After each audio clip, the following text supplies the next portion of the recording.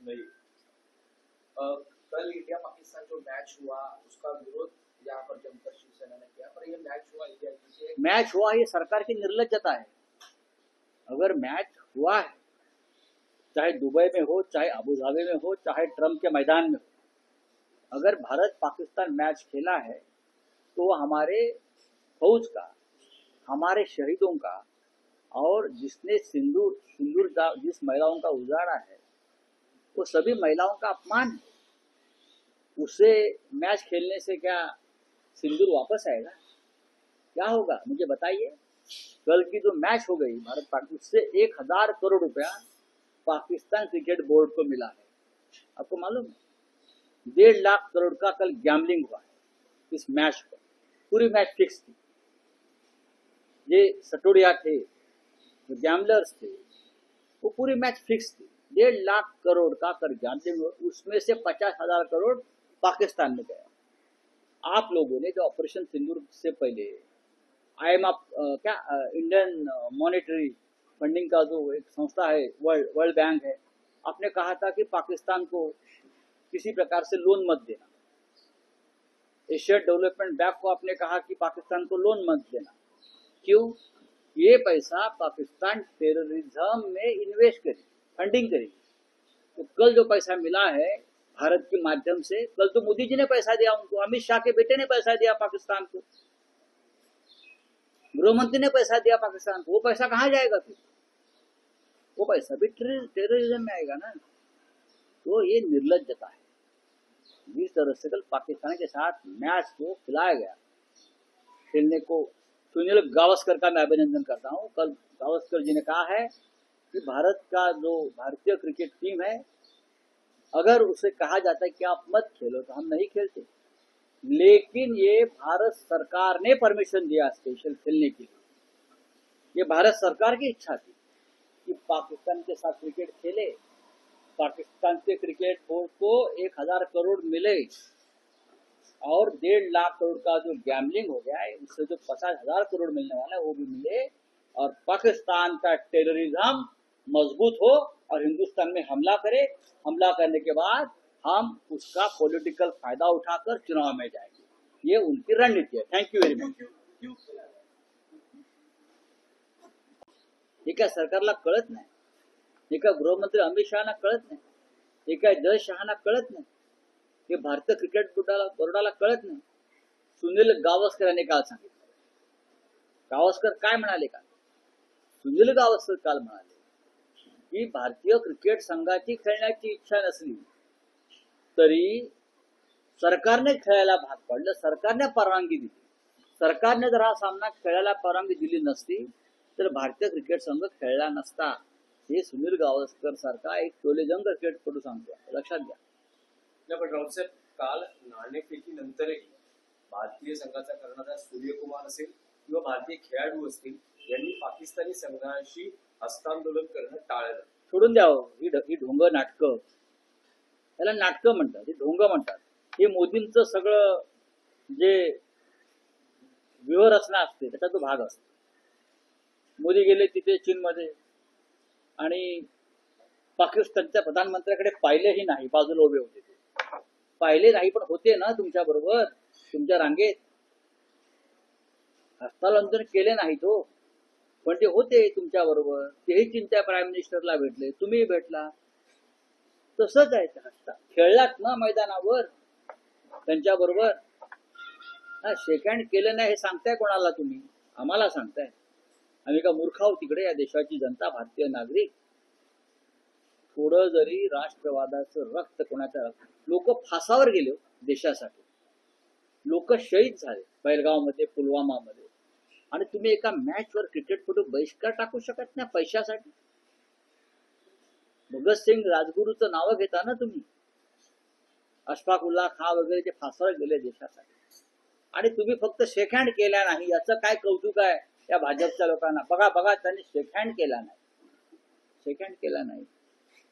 हा काय उत्तर झालं का पेलगावच्या शहीदांचं कुंकू पुसलं महिलांचं त्यासाठी? हा नाचक्की केली काल देशाची। राऊत साहेब, या सामन्यावरून तुम्ही भाजप शिंदे शिवसेना यावर मी कोणावरही टीका टिप्पणी करत नाही. शिंदे शिवसेनेच्या अरे सोडून द्यावं. उमेदवारीही हे आहेत उपस्थित बघा, केली. असं आहे की तेच एकनाथ शिंदे असं विचार ते कोण विचारणार? बाळासाहेब ठाकरेंचा फोटो लावणं बंद करा. एकनाथ शिंदे विचारतायत म्हणून तिथे काही घडत नाहीये. बाळासाहेब ठाकरेंनी भारत पाकिस्तानच्या सामन्याला विरोध केलाय. दहशतवाद आणि सामना एकत्र होणार नाही बाळासाहेब ठाकरेंचं म्हणणं आहे. तुम्ही आम्हाला का प्रश्न विचारताय? एकनाथ शिंदे आम्हाला प्रश्न विचारणार? अमित शहाच्या मुलाला विचार, त्यांना म्हणावं तुम्हीच मला प्रश्न विचारायचा नाही. एकनाथ शिंदेसाठी उभा नाही मी इथे, मी शिवसेनेसाठी उभा आहे बाळासाहेब ठाकरेंच्या. हा, मला काय तुम्ही सांग, अहो तुम्ही विचारूच नका मला. हे निर्लज्ज लोक आहेत, हे निर्लज्ज लोक आहेत सगळे. भारतीय क्रिकेट संघाचा आणि भारत पाक क्रिकेट सामन्याचा निषेध करणार असतील ते, तर मला प्रश्न विचारा त्यांच्या वतीने, मी उत्तर द्यायला तयार. तुम्ही तिथे अमित शहाचे बूट चाटणार, तुम्ही जय शहाच्या पालख्या वाहणार, तुम्ही भारत पाक क्रिकेट सामना घरी बसून बघणार, हा, आणि तुम्ही आम्हाला आमच्या राष्ट्रवादावरती प्रश्न विचारणार. मीडियाने सुद्धा हे गांभीर्याने घेतलं पाहिजे, लक्षात घ्या. बोला. राऊसाहेब, आणखी एक राज्यातला विषय आहे की जे एकूण जातीपातीचं राजकारण सुरू आहे त्यावर शरद पवार असं म्हणतात की राज्यातली सामाजिक ऐक्याची वीण उसवली जाते, चिंता व्यक्त केली आहे. तर दुसरीकडे देवेंद्र फडणवीस जे राज्याचे मुख्यमंत्री आहेत ते म्हणतात शरद पवारांचं हे विधान म्हणजे एक्स ला वाय ला एक्स सारखं असं असतं. मग मोदी काय करतायत? अमित शहा काय करतायत? राष्ट्रवादावरती प्रवचनं जोडायची, हा, आणि पाकिस्तान बरोबर क्रिकेटचे सामने खेळायचे. ते भारताची XY झेडच आहे ना केलेली त्यांनी, मी दुसरा शब्द वापरणार नाही. भारताच्या राष्ट्रभक्तीची, हिंदुत्वाची त्याने XY झेडच केलेली आहे.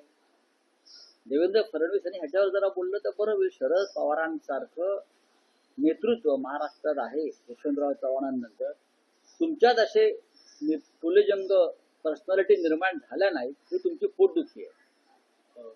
ज्या शरद पवार साहेबांनी महाराष्ट्राला एक दिशा द्यायचा नक्कीच प्रयत्न केलेला आहे.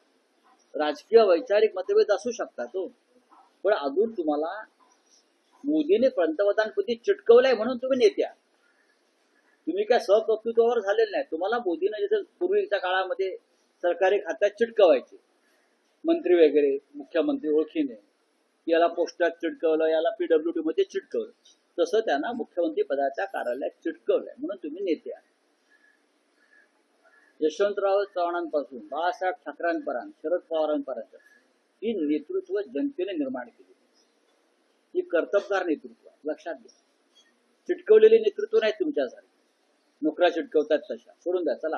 हा, हिंदी की बात बोली. मुंबई मधल्या समुद्र खाण्याचा अगोदर विरोध होता. जाऊ द्या. काल लोढांनी क्या हिंदी? समुद्र खाण्याचं उद्घाटन केलं. हा, लोढांनी काल एका समुद्र खाण्याचं उद्घाटन केलंय. मग देवेंद्र फडणवीसांचं काय म्हणणं याच्यावरती आहे? सुप्रीम हायकोर्टाचा निर्णय तुम्हाला मान्य नाही का? तुम्हाला महाराष्ट्रातल्या जनतेच्या आरोग्याचा विषय मान्य नाही का? हा, लोढा साहित्य संघाच्या निवडणुकीत जाऊन मतदान करतात, त्यांचा आणि साहित्य संघाचा संबंध काय? काय तो भूखंड पण जातोय आमचा? मुंबईतल्या प्रतिष्ठित ज्या मराठी संस्था आहेत आणि त्यांच्या जागा मोक्याच्या जागी आहे, तिथे देवेंद्र फडणवीस यांचे निकटचे बिल्डर राजकीय लॉबी आहे, त्यांचं लक्ष. त्याच्यामध्ये साहित्य संघ, मुंबई मराठी पत्रकार संघाची आझाद मैदानाची जागा, मुंबई मराठी ग्रंथ संग्रहालयाची जागा. बरं, इथे हे सगळे लोक घुसून मराठी माणसाच्या या शिवाजी मंदिर या सगळ्या जागांवरती अशा पद्धतीनं हळूहळू गोगलगाईच्या पायानं कब्जा करून